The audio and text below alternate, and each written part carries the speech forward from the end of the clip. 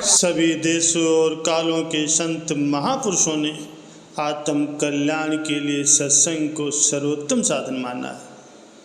वैसे तो प्रत्येक सज्जन की संगत लाभदायक होती है, लेकिन जिन महापुरुषों ने अपने जीवन को परोपकार और ईश्वर के चिंतन में लगा के रखा है और तमाम सांसारिक प्रपंचों को त्याग दिया है, उनके उपदेश सुनने तथा उनके समीप बैठने से मनुष्य के विचारों और उसके व्यवहार में निर्मलता आती है। सत्संग के प्रभाव से ही मनुष्य को ज्ञान की प्राप्ति होती है और कल्याण के मार्ग का दर्शन होता है। प्यारे सज्जनों, आज का सामाजिक जीवन इतना विषम बन गया है जिसमें दरिद्रता, अभाव, उत्पीड़न और करुणा का तांडव हो रहा है। मनुष्य की अनगिनत असीम इच्छाएं एक वटवृक्ष की तरह इतनी जटिल हो गई हैं कि जिनका निराकरण मानव शक्ति से परे। आज का सामाजिक कल्याणकारी कहलाने वाला मनुष्य कुसंगत में पड़ करके पथभ्रष्ट हो गया। संत महापुरुषों का साथ उनको भाता नहीं और साधु संतों के प्रवचन उन्हें कड़वी औषध की भांति लगते हैं, जिसके फलस्वरूप चारों ओर चिंता, संतोष और दुष्कर्म की भावना उत्पन्न हो रही है।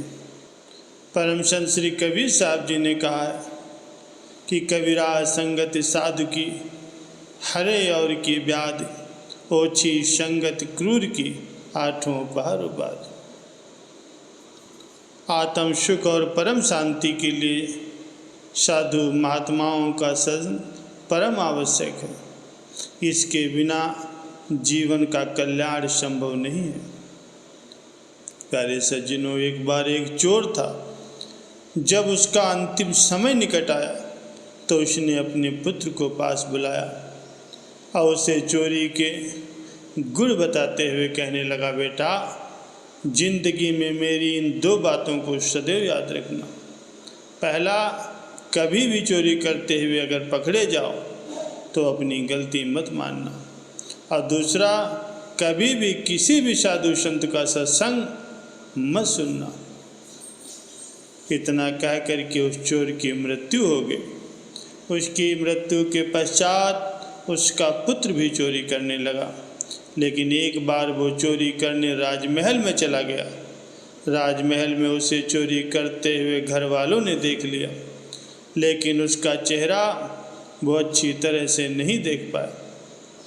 चोर अब जल्दी से वहाँ से भागने लगा। उसे पकड़ने के लिए तीनों ओर से सैनिक खड़े थे। उसके पास भागने के लिए सिर्फ एक ही रास्ता था। सामने पंडाल में एक संत जी प्रवचन कर रहे थे।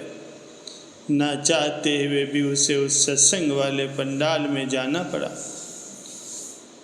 लेकिन उसे अपने पिताजी की बात याद आ गई कि कभी भी किसी संत महापुरुष का सत्संग मत सुनना। इसलिए वहाँ से गुजरते हुए उसने अपने कान बंद कर लिए, लेकिन उसका पैर फिसल गया और उसके कान में संत जी का एक वचन पड़ गया कि देवी देवताओं की परछाई नहीं होती। उसने भागने की तमाम कोशिश की, लेकिन नाकाम रहा। शक के आधार पर उसे पकड़ लिया गया, लेकिन वो अपनी चोरी मानने को तैयार नहीं हुआ। वो यही दोहराता रहा कि मैंने कोई चोरी नहीं की।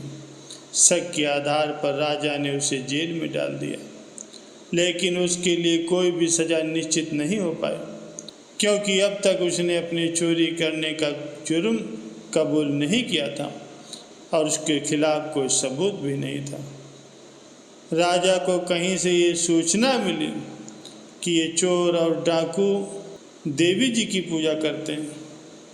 राजा ने एक योजना बनाई। राजा ने रंगमंच पर अभिनय करने वाली एक युवती को बुला करके कहा, तुम देवी का रूप धारण करो और उस चोर की सारी सच्चाई का पता लगाओ।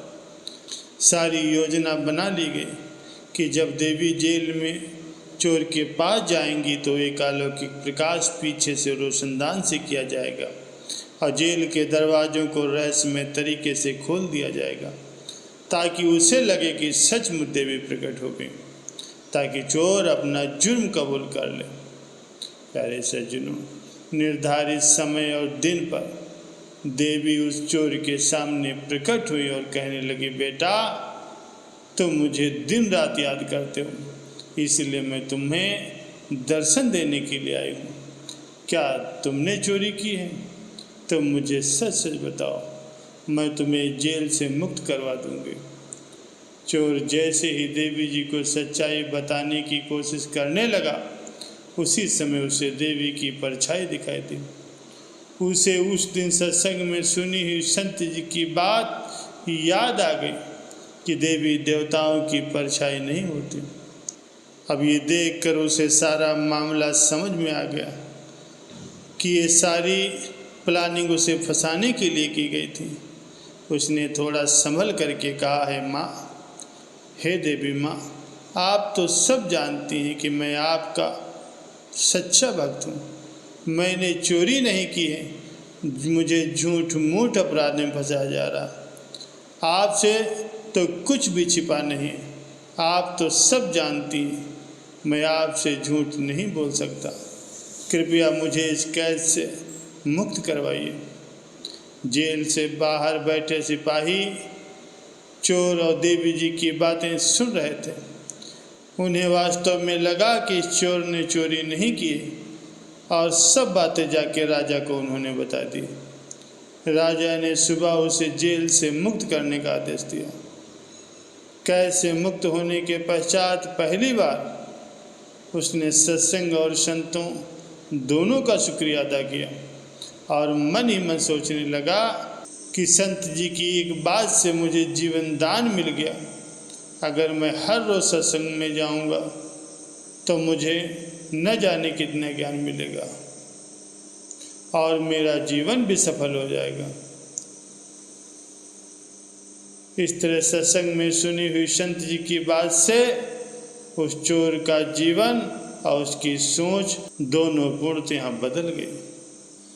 प्यारे सज्जनों, आत्म सुख और परम शांति के लिए संत महापुरुषों का सत्संग परम आवश्यक है। इसके बिना जीवन का कोई स्वाद नहीं। इस सत्संग के पुण्य लाभ के निमित्त नर देह धारण करने के लिए देवता गण भी लालायित रहते हैं।